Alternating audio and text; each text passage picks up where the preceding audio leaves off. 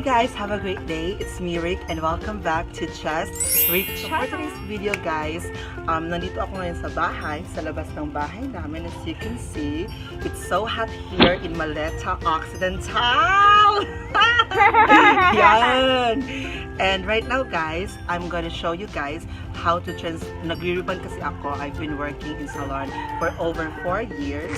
So aside from makeup guys, nag-sideline din ako ng ribbon, nag-home service ako.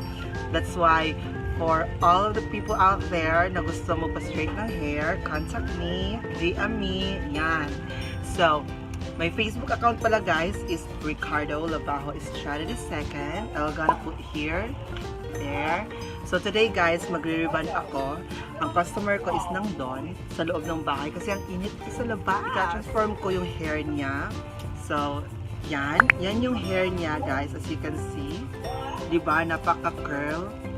So, isi-straight ko siya. So, this hair will take like 8 hours to straight.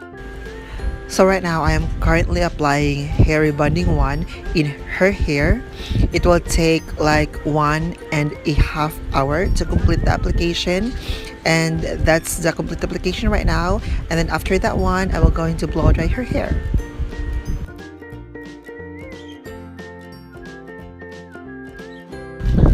As you can see guys, yan na po yung result ng rebonding 1. That hair will be ready for the hair iron. So next is i-iron na natin yung hair niya. In ironing the hair, we have to make sure na in sectioning, kailangan konti lang yung kukunin natin na group of hair. So that lahat talaga is ma-iron talaga siya ng husto. After ko plinansya yung hair niya, ginupitan ko na siya kaagad kasi napansin ko na yung buhok niya is hindi pantay. After that one, I proceed to rebonding too. Ibababad lang natin siya ng 20 minutes sa buhok niya. Ayan na guys, iyan na yung final result ng hair rebonding ko!